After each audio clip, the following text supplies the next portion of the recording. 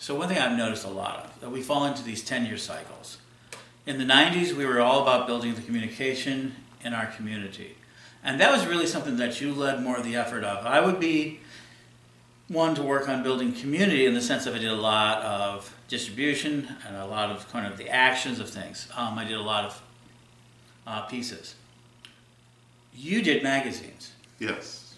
And so one of the biggest things we went into the early 90s was using this new technology. You'd already put out the Wheel of Hecate. Mm-hmm. I had published and edited the Wheel of Hecate. I had done writing and artwork for many other magazines as well. Mm-hmm. And so in the 80s, you did this sort of, you got involved with the community. You were involved with the Wiccan Pagan Press Alliance. During the 80s, I was very heavily involved in the Wiccan Pagan Press, Mm-hmm. with a variety of magazines, including Circle Network News, Mm-hmm. Also things like Harvest on the East Coast, Stardust Salamander in the South, the Unicorn out of the Rowan Tree Church, Seasonal Silver out of Georgia, and many others. This is an award you won. And I received the Silver Salamander Award for Excellence in Pagan Journalism in 1987, I believe. Is it? That's correct, 1987. Yes. So this is an early award. So John has always been very involved with magazines and communication. So in the 90s, Don and I met. We basically struck up a very powerful friendship, brothers, and we are still to this day. And so I was very much involved. He helped me enter the pagan, more important, the Wiccan faith. Now, I'd already been a little bit involved, but not really that much, with Chicago, with Don Cole, and my Gardnerian studies. But basically, I joined up with you. We saw an effort to basically, the idea was you wanted very much to communicate your family's tradition. Mm-hmm. Absolutely. I was very concerned with the survival of the tradition and with communicating the ideas of the tradition. And for me, I've been a Christian most of my life, particularly dominionist and evangelical. Simultaneously, I was raised as a Catholic, so I had both of those things. I've always talked about I had my communion and my baptismal within a week of each other, which was always a fascinating thing. So we got met inside, basically when I entered the psychic services, through a letter I received, which was strange, from Eleanor Royce. Eleanor Royce, I guess. She said, oh, they saw me at Karmic Retreat doing tarot cards. I've been doing tarot cards since I was 14. They said, you should join. I went. Jim and Marlena really liked me, and so I joined.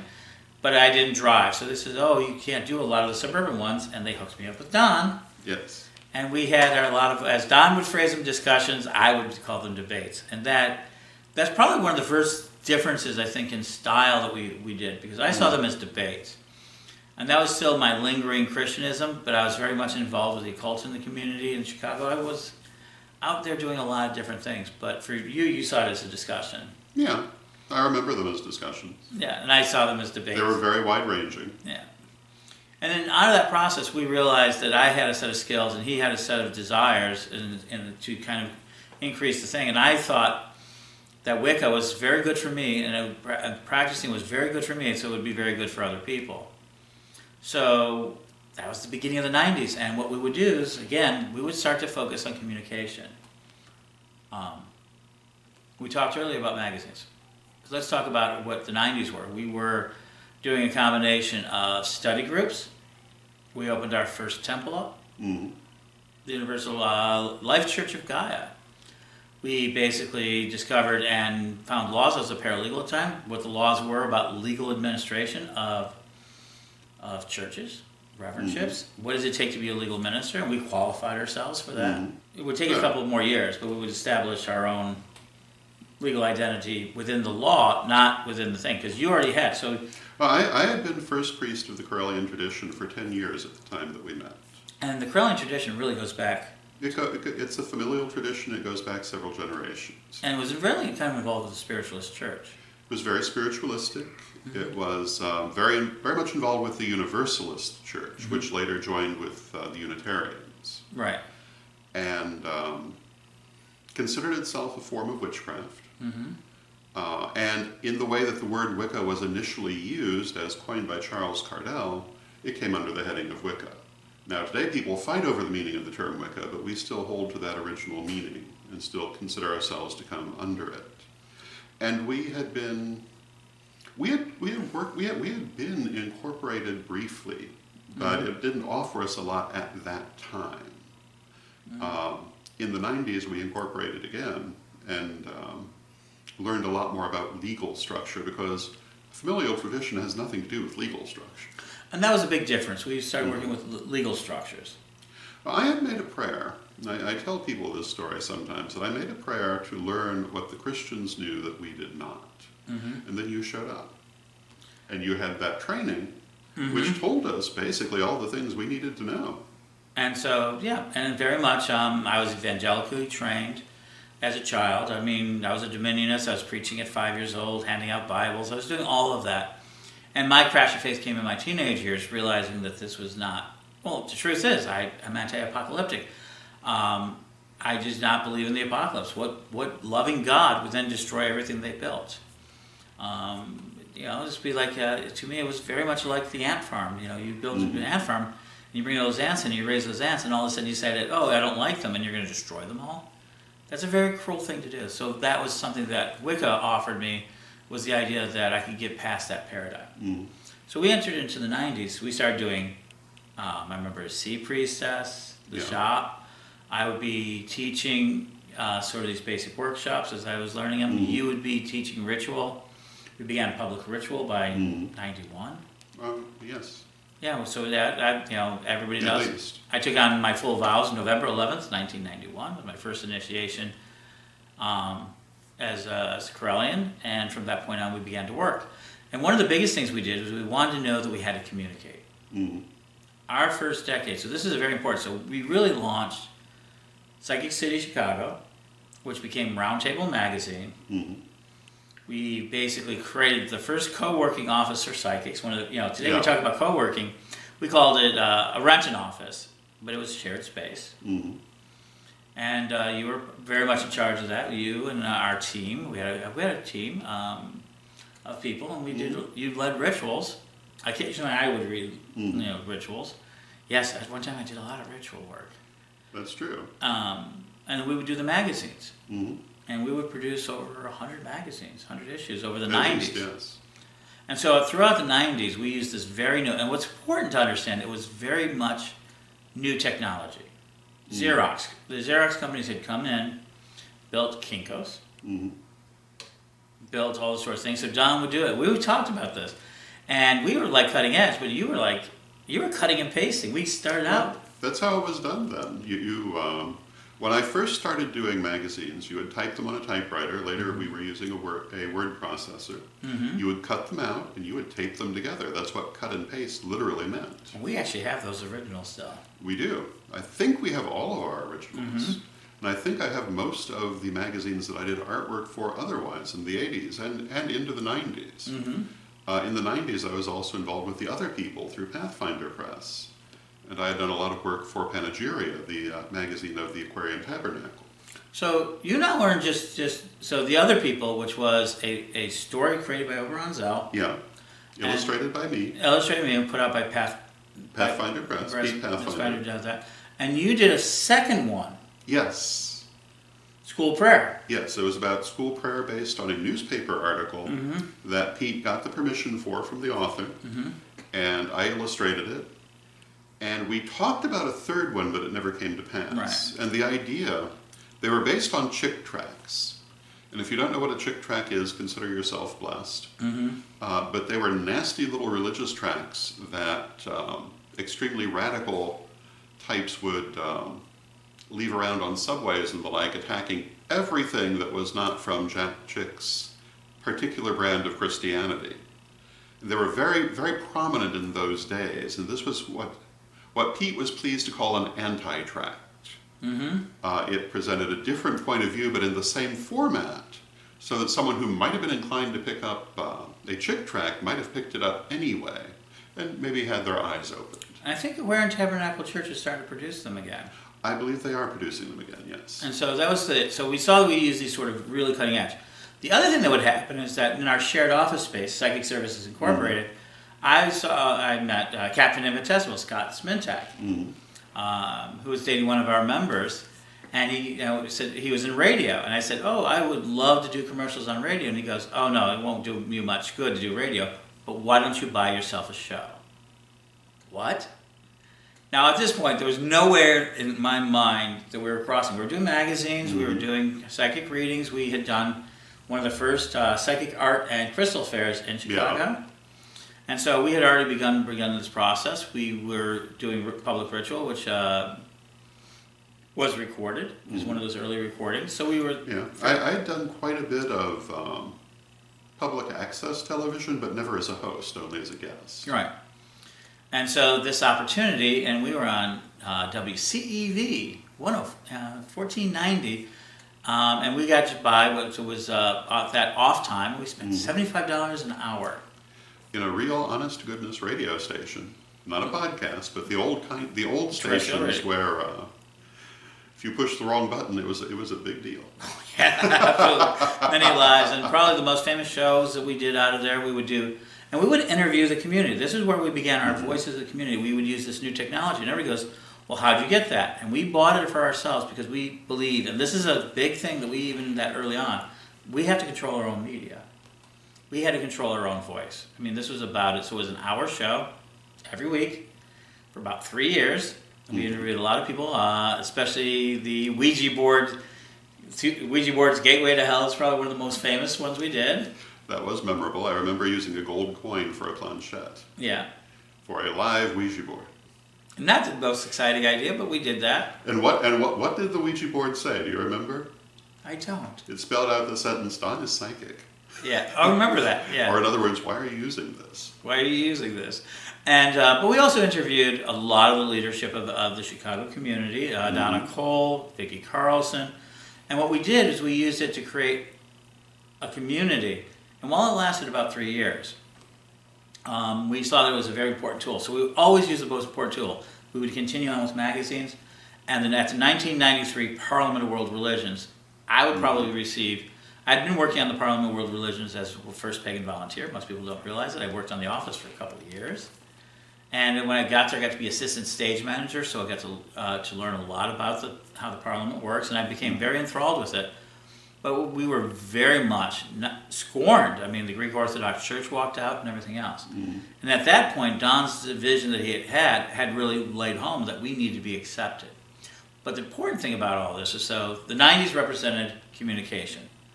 What would happen is that we would then, in 98, turn on a dime. November 11th, 1998, we would turn on a dime and we would stop producing magazines because they had gotten more expensive, the technology had gotten there, it was easier to do so, and we went into doing the Daily Spell. We went into an e-newsletter. This is important to notice, and it took us a little while to get there. And we would start that. And I remember we started sending out Don's lessons of Correllianism through it. We did a couple of other things first, and then we did that. And we would bring out other news. Originally it was the Daily Goddess. Right. The Daily Spell was literally just that. And there were like half a dozen others. Yeah. We had daily astrology. We had control of it on a group called One List. I got in there very, very early on and basically controlled a lot of that space. Around that time, we started doing the Chancellor's Chat Room on About.com. Which it's been on hiatus for a couple of months, but it still runs today. Yep, absolutely. So we were very much making this transition into the web. We knew about the web, but we then put the lessons up on telepathicmedia.com. And so the whole year of 99, I would go in there, we were starting this sort of message. And Daily Goddess News really helped with a project called the Goddess 2000 Project. Yes. Abby Willerwitz, and beloved Abby Willerwitz, who's a member. Most people don't know, but she wasn't, we offered, at one time we wanted to offer her the lavender stole, and she refused it. She went on to receive a purple one instead. She wanted to be a real high priestess of our tradition, and not just an honorary one, and we've always been very accepting of it. Absolutely. And she gave me the first inclination, because I would go to the Parliament, and then I would carry out in the world this idea of the Goddess 2000 project. And I became a regional manager. I became really kind of a right-hand man on the web.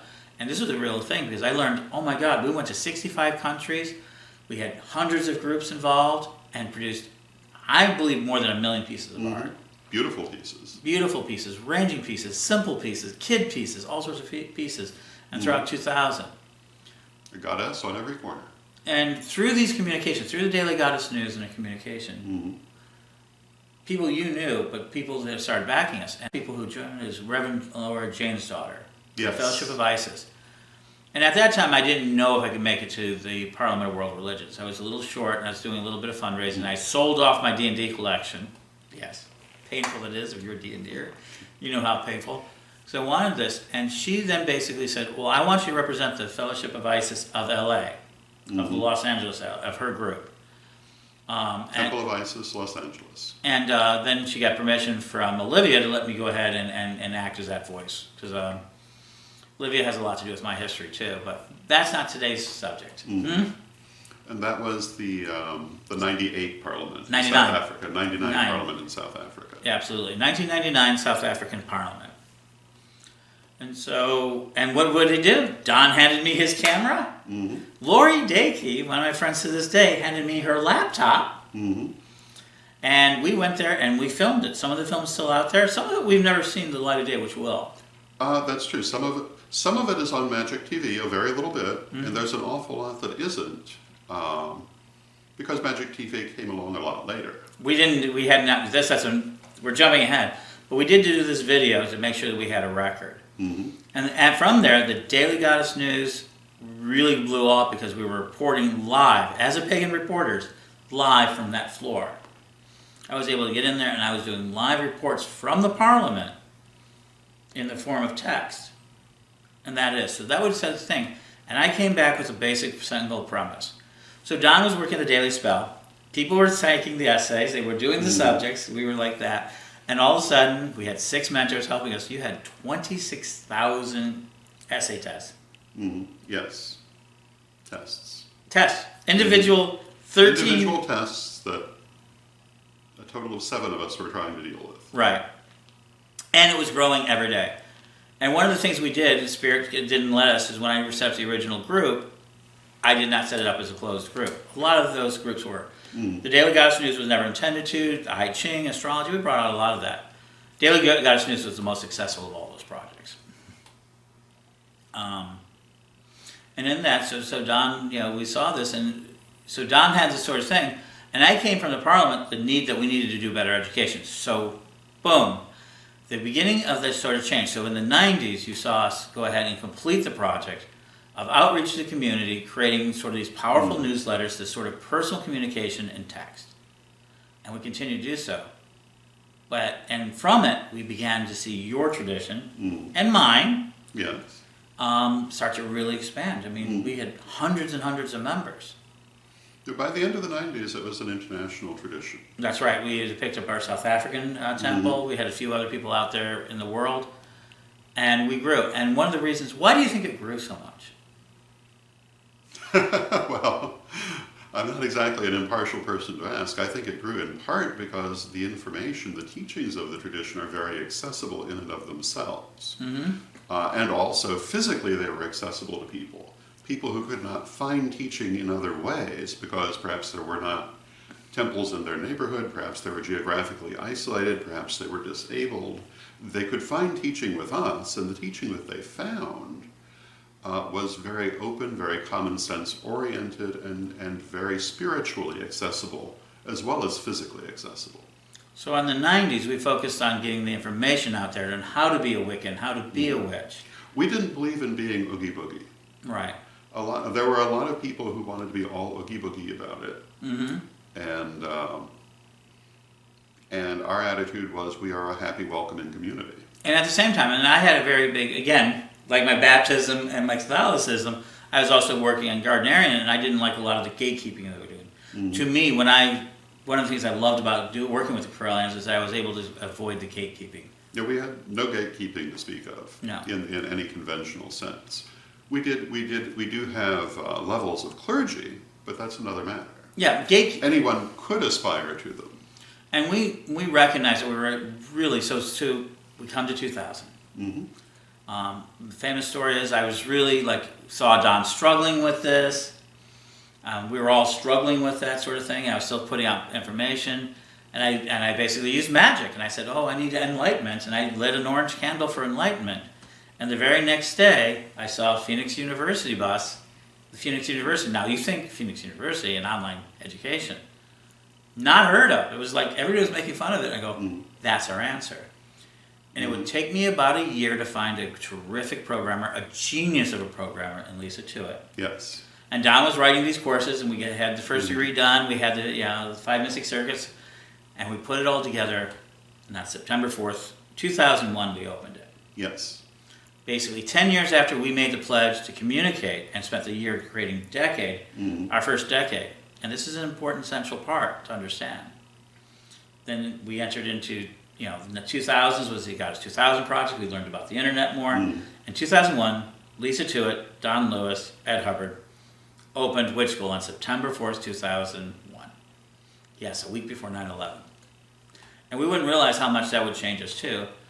And on that first day, we had 1,200 people sign up. At the end of that first week, we had 2,000 members.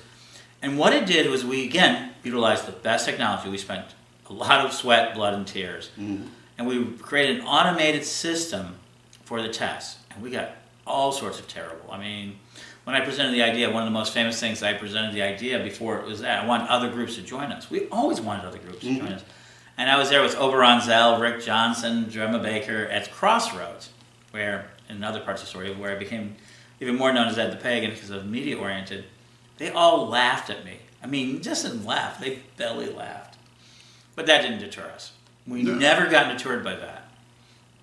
And our friends and everything else, so we would build Witch School. We were shocked. Me and Lisa were driving back from Florida. We wanted this name so bad. We wanted the name, and when we got home, we bought it. Not the $14.99. That was $75 back then to buy a name. And so we bought it. And we built a site, and it became easy to access, and we started charging $29.99 for a lifetime membership. Yep. You're not supposed to charge for it. Everybody was trying to get us. So this is a very big point of it, I think, for us, is that you then started able to start clearing some of that backlog. Yes. We had mentors on that day, and you were able to kind of express it. And why automate? We automated the transcripts, we automated the testing system, we automated so many tools for the mentors, and it had a very particular effect. It allowed the teachers to teach, not grade papers. Yeah. It allowed them to express themselves. We had chat rooms. You're still doing the about.com chat room. Yeah. You do that for about another year before we would bring it onto our own system. So we took this sort of, so the 2000 we began this process of building online schools. Yes. And we helped others build online schools. We helped Grayscale. We helped a number of schools. We kind of shared this idea out there. We eventually moved to Houston, which was the Great Houston Fight. Yeah. That was always surprising for you that because we moved to Houston because that was your hometown. It was not my hometown. Danville was your home county.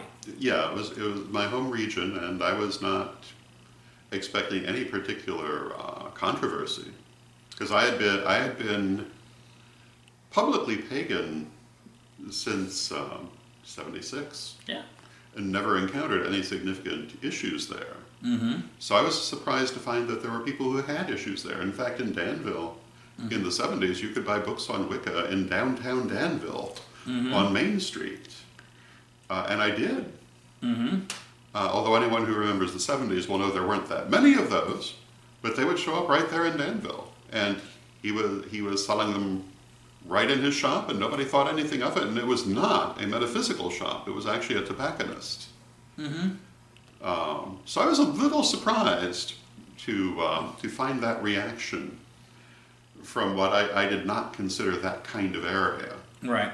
And we learned something very important from the lesson. We would have over 150 people protesting us in the streets of this small town. Yes. And we got picked up. Bust in for the purpose. Bust in for the purpose, absolutely. And we had some encounters with it. But one of the things that happened was they didn't realize that we understood media and that we had so many news reports and over 600 Christian radio stations in that network were broadcasting about how bad we were. Yes. They were against Harry Potter. They're like, and our numbers just expanded overnight. Yes. And so we would continue on our process. But remember, we're building a school, and Don had always had a strong belief in video. Yes. So why don't you talk about that? Why, very early on, was video important to you? Well, firstly, I've always loved video. I remember writing little screenplays when I was a child with camera angles and everything. So it was always an interest, but in terms of why it was so important in my mind in this context, I think video is very immediate. It gives you a sense of who you're dealing with that other media do not. Right. You can read a book and think you've come away with a feel for the author. Then you see the author and see how they actually speak, and they're very different. In video, you see a person much more as they are. You get a more immediate sense of them. You get, in a lot of ways, I would say a more direct communication and a more direct impression of the personality. You also get all of the visual input, which is so important to people, much more than they think it's important. To see an altar tells you a lot more than you can get by simply reading about it. To see a ritual tells you a lot more than you'll come away with from reading it.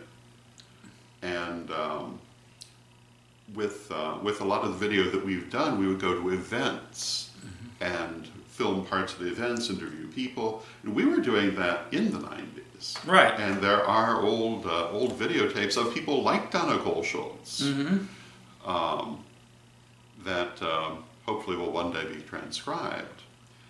But you, in my opinion, get a much more effective view of what you're looking at through video. So we had a very interesting encounter. We had a reading done. I had a reading done, and then you were there too. Yeah. And it was one of the psychic fairs that I actually hosted at the Peace and Music Fest, 1993. Right before the Parliament of World Religions. It was during the summer. A hot day. We did okay financially, but it wasn't the greatest thing, but it was okay. And I spent a fortune. I remember buying that big tent, and we had a great time. But Rosemary Fletcher decided to give me a reading. And in that reading, she said, someday you're going to have all that you ever wanted in that. She said, you're going to run a newspaper, you're going to run a radio station. She made it very clear that I was going to run a media company that everybody in the world will be able to get involved with. That you're going to broadcast the entire world. And that's a very important prophecy that was made. And so she had no idea that she was talking about something that was internet-based, because the internet was not in most people's consciousness then. In fact, I remember she described it as a daily newspaper. It was a daily newspaper. She absolutely said, we're going to have a daily newspaper, we're going to do radio, we're going to have, then we're going to get into it. And eventually, in that prophecy, it was like, you're going to be a broadcaster, you're going to be like a full-fledged broadcaster. And this is something that's very important. And so we took that. So now here we are. Don, we've been doing all this video, but it really doesn't get that much action. We get a little bit of action, a little bit gone on cable. A lot of it's still archived. We decided we were going to build, and we did Magic TV. Magic is everywhere. So is television. Everybody says, that's the stupidest. Well, now they say, what is television?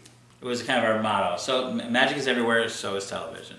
And we kind of knew that was a very important part, because again, we're building the school, we're building this sort of thing, in this sort of decade of the 2000s, we were really trying to reach more people. We started building our own system. We went on air. Jason Mycroft and Michael Farrell actually built a website and called Magic TV. And we were posting things like, we did the first Pagan, November 11th, 2005 would be one of the very first shows we would do, and that would be Pagan Nightly News. So we had this idea of doing nightly news. Something that's going to be important for us to do later, but at that time we did it. And then in February 2006, we found YouTube. Yes. And we went on there. And that helped expand. So everybody now, we believe everybody should learn how to get their station as much as anything. It gave you really an outlet to do the classes. Yes. Which are now. So why don't you talk a little bit about that process? Because then all of a sudden you had really broadcast ability. Well, yes. And we did all kinds of different things with it. We did Living the Wicked Life, which followed our adventures for a while. I did the video lessons for first degree, which took forever. Currently working on the video lessons for second degree. We did interviews with anyone who would hold still. Yeah. And originally it was just 10 minutes. I mean, people Yeah, forget yeah. that. So people forget all these different adventures. Our first thing was 10 minutes long. Yeah, it could not be more than 10 minutes. It could not be more than a certain 100 size. megabytes. Yeah, very small by today's standards. There was no such thing as high definition. No. And it took us as much as an hour to 2 hours to upload some stuff. Yeah, it was a different world. You look at what it's capable of now. It's capable of much more, but the fact remains that the record of those times is very valuable. To see the people who were prominent at that time. Many of the people we interviewed are no longer in the physical realm. Many of the events that we've gone to, well, some of them are still, many of them are still going, like the St. Louis picnic. Others are now part of history. So St. Louis Picnic was the first major event that we traveled to, I believe. Actually, I believe it was in Living the Wiccan Life, yes. Okay. Earlier, we had done the Fellowship of Isis convention in That's Chicago. true.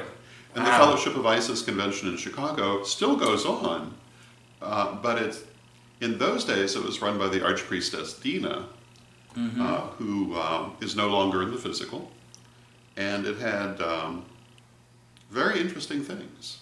Very interesting. Absolutely. Things going on. So yeah, but St. Louis Pagan Picnic, and it still is today, is probably the only event that we actually have filmed almost every year that we've gone. Yeah, yeah. We filmed St. Louis Pagan Picnic for 15 years or more now. Yeah, absolutely.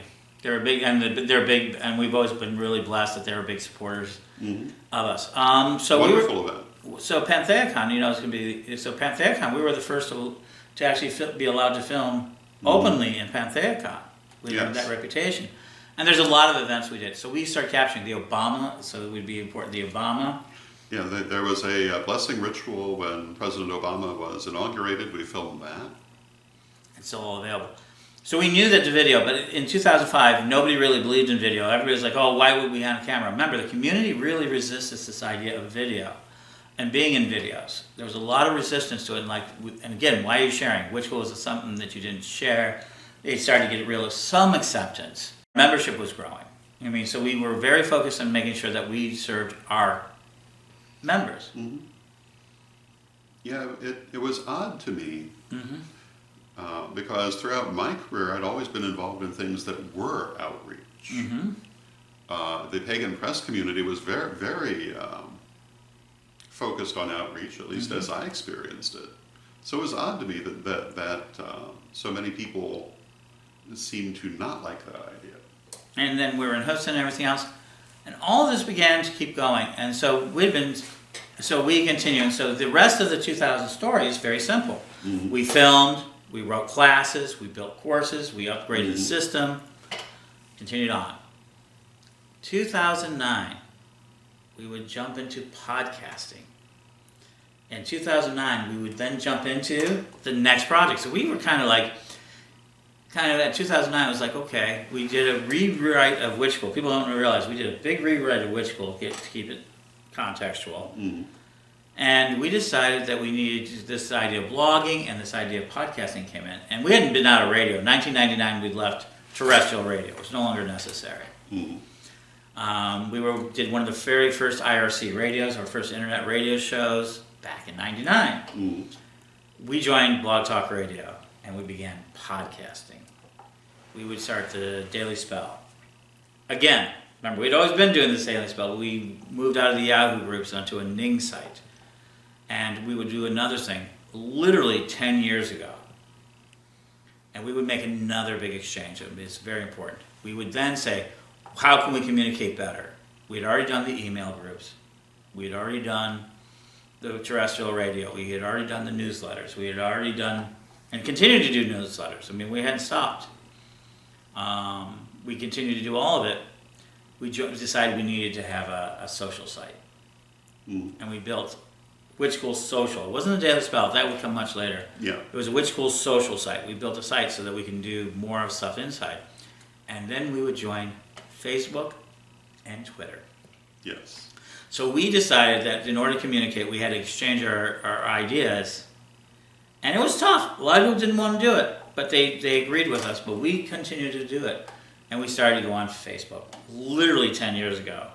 But one of the things that we found is that it's very important to remember that it's your message, not your platform, that matters, but that people are very attached to their platforms. And you have to go ahead and pursue that next platform, even though people may not always understand, because the one you're on is likely to become obsolete. Look at Yahoo groups today. Right. So when we started on Facebook, and there's a few members of ours who actually were part of the beta. I found this out recently. Aisha, she was invited she's been on it for 14 years. She was invited as a beta. But at the time, you heard people say, well, Twitter's for showing pictures of your food. And that Facebook is for college kids. Why would anyone want that? And what, you're going to get these sort of, and that. But we invested on that really hard. 420 characters on Facebook, 140 characters on Twitter. We just worked it every day. We sent out our messages. We sent out our stuff. We would form, every time they would move, we would invest.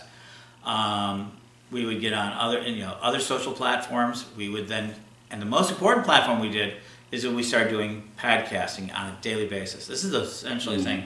Everybody said you couldn't do it, but we decided we were going to have a full-fledged radio station. Pagans Tonight became that big platform for us. And literally today we have 3,100 episodes. Over 6,000 hours of radio on it. Yeah. I sat down and figured it out. If you got up every day and watched nothing for it but the shows for 16 hours and listened to them, took 8 hours for sleep, it'd take you a little more than a year to listen to everything we put out. Yeah. And we did a lot of great pieces, so we focused on this podcasting. Just in podcasting. Today we have over, 2.5 million listens to all of our podcasting. At the same time, we're still kind of doing the Magic TV thing. We didn't back off of it. We doubled down on the YouTube situation. And today we have I looked it up, we have like 4,600 different pieces of video. Wow. And we have over 4 million views of it. So that was our big focus in the 2010s, was to be a part of the social media world to continue to broadcast this. And so here we go. This is where we're at. And what is important to us is that, once again, we're starting to see the internet change. Now today, Facebook is a full-fledged television station. Most people don't realize that. We're seeing some emergence of it. So today, we're going to talk to you about Vision 2030. As you know, we are really strong into working our projects in a decade. And I have one of my favorite sayings from Tony Robbins, is that we overestimate what we can do in a year, underestimate what we can do in a decade, and we have no clue what we can do in a lifetime. That last line I put in myself, because I've learned that to be true. So as you know, we've, over the years, have created projects, and usually they take about a decade to mature. We see things that are about a decade into the future. And so this time, we want to really talk to you about our next project. Today, we have to continue to create our culture. We have to create a permanence in our culture in a way we haven't done before. As you know, we were strong in the 90s in magazines. And we created communication so that people could learn about our faith. And we practiced media. And we even made sure that we did media well in the 90s so that we can be in the mainstream media.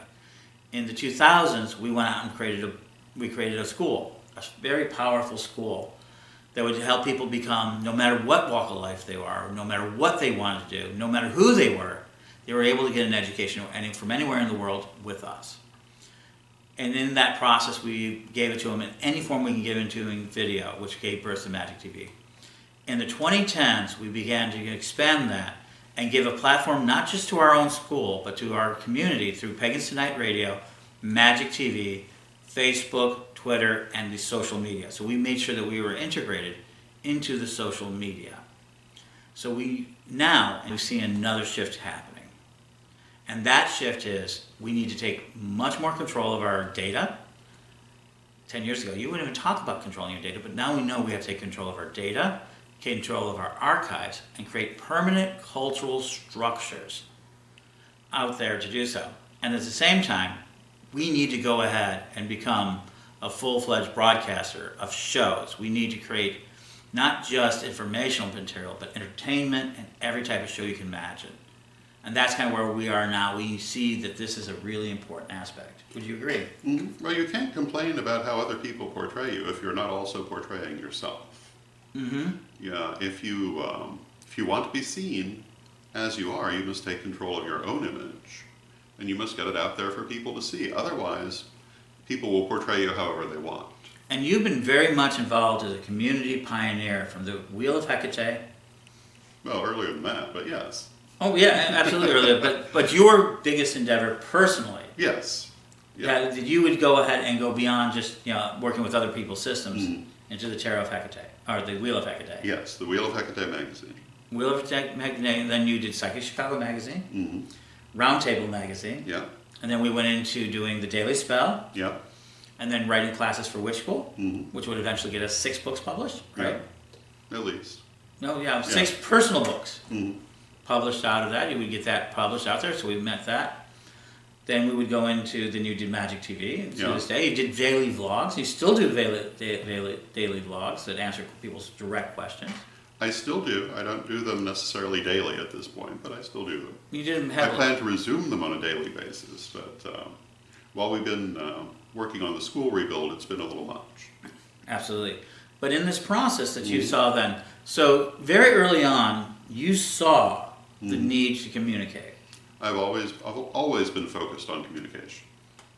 And surprisingly, I feel like I've been really involved with the distribution and the construction of infrastructure. Yeah.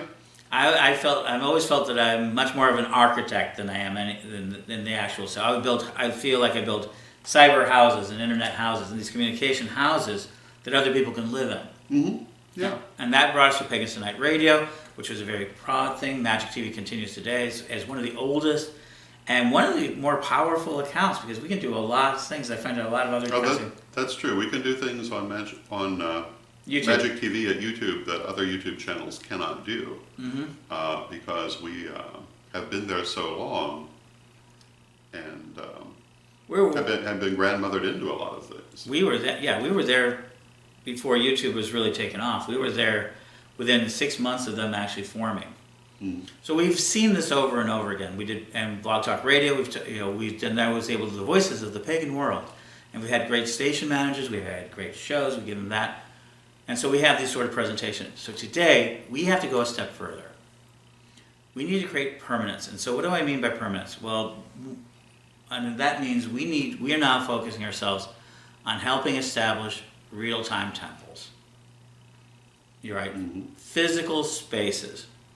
We see that our community, in order to preserve itself, in order to really live a free religious life, to have a personal life, we need to now go ahead and move into building temples, building organizations that support temples, campgrounds, community centers, sort of a permanent things, and at the same time archive and control data and support the community in general. Well, one of the things that our community often experiences is a kind of generational disconnect. It seems like every generation has a very limited idea of what the previous generation did because there's so little communication between them. One of the reasons for that is that so much of that information is just lost. You mentioned Victoria Carlson earlier. One of the things that she most regretted, there had been a photographer in the Chicago community who had, through the 80s, I think even into the 70s, had gone to all the different events and photographed everything, and the way she put it, he photographed all the high priestesses in their finery. And then one day he disappeared, presumably died, and all of those photos were gone. Absolutely. No way to pass that on to the next generation. Probably the most heartbreaking one for me is the Temple of Sacred Stones. A beautiful temple, beautiful books of shadows. Beautiful artwork collection. Beautiful artwork collection. When Donna, Reverend Donna, High Priestess Donna, Lady Morta passed away, it got broken up, and today we couldn't tell you where it is. We see this over and over again. So we attempted in the early 2000s to build a museum, realizing that we We were, again, projecting ideas. But what we now know is that we have to support these types of structures. Libraries, places to hold books, museum-like structures, temple-like structures, living structures for our members. We've seen so many members pass into old age and suffer miserably because they had no place to go. So this is our commitment tonight, today, this new year, this 2020s, which is going to be an amazing time, is that it's going to take us 10 years. We know that. It's not an overnight thing. We have a lot of structure for it. Now, one reason why we can do this is that we've already shown continuity. If you look at some of the things we're going to talk about, we have shown from, in your case, from the 80s, my case from the 90s, we're able to build continuity. Things that we build really last. We save the documents. We have libraries. We have all of it. And now we're moving, and for our Correllian tradition, is to create a Correllian spaces. We already do have Correllian temples, and we want to make sure that they continue to exist, such as Sacred Sea Temple in Atlanta, Chosen Path Temple in Jacksonville. These are actually dedicated structures. And we want to see them become more dedicated. So the land that they are on is permanently theirs. We see great people like Wisteria and Gaia's Retreat and Circle Sanctuary having those spaces for camping and for tent. We want to see more of that. So we are going to help other groups, just as we've helped everyone with their broadcasting of radio and Magic TV and all of this. We want to help everybody kind of structure their future. This is going to be tough. This is probably the toughest challenge we've taken on. But very important. And in that process, so I'm dedicating myself, and Don's dedicated himself to back me up, is I'm going to take a year on the road. This first project, and everybody goes, what do you mean by that? I get back to what we do best. We communicate, and now we need to communicate culture. And we, in the 2000s, saw a lot of people wanting to build reality shows and kind of that, but they never liked the way we looked. We did so many pilots, so many sizzle reels. We did so many of those, and they never really liked the way we looked because we just weren't oogie boogie enough. No. They would go after the ghost hunters and things of that nature. Yeah, we've never been the oogie boogie people. So, in order to do so, I am now going to create a reality show this year out of this sort of thing, this sort of reality documentary, because we've never had more opportunity. Netflix, Hulu, Gaia, even if we broadcast ourselves, we are going to build this television station. And at the same time, we're going to take the same presence we have. We've seen a lot of changes. Facebook Live, Facebook Watch, Twitter, we see VNMO, we see a lot of this. TikTok, one of the things we're getting involved with, the new platforms. We see the platforms are about to change. And in that process of changing, we're going to become a very strong broadcaster on a daily basis of more content so that we can control our message. I think that's a very important message for people. And through this control of these messages, by giving people the entertainment, giving people the ability to find each other, because one of the things I think the problem in the community is that we're still not communicated well enough inside. Lots of people can help. Lots of people want to help. I mean, there's all sorts of projects out there, proposed credit unions. There's people who want to buy land projects. There's people who want to do so much, but they're not communicating well enough. They're not able to. Well, we're in a unique position to continue that process. And so one last thought. So Don, one of the things is that you have always, and if you've ever seen his pictures, look, you've always wanted a temple. You've got designs and patterns for temples. Yes. I feel that, although obviously not as an initial phase, but eventually I feel like we need to have not just our own physical spaces, but spaces that are recognizably sacred. Not necessarily a single form of architecture identified with us, but architecture that is sacred in character and different from what you might see elsewhere. I think that if you look at any other religion, you will see this. And I think that it is important for our future to have an eye to this. What form that will ultimately take, of course, depends on people. But I have often designed over the years images of sacred spaces with that in mind, that they would put you in that frame of mind, that they would take you to a spiritual state of being by their nature. And I would hope that as we find these spaces, that with the passage of time, they would transcend the prosaic and be a visual manifestation of the things that we believe and the things that we do, not just a place to do them. And not only that, so we have years of these images being created, and we're going to build them physically. And if you have not known our record, we set out and create things. But one of the biggest exchanges that is about to happen is that we're going to see a virtualized world.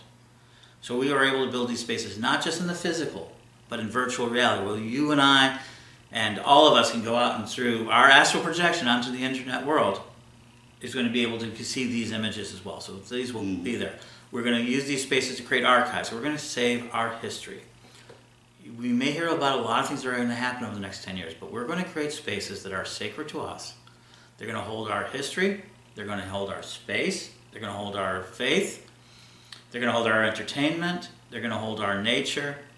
And they're going to be what our descendants, as we are now the ancestors of the next generations.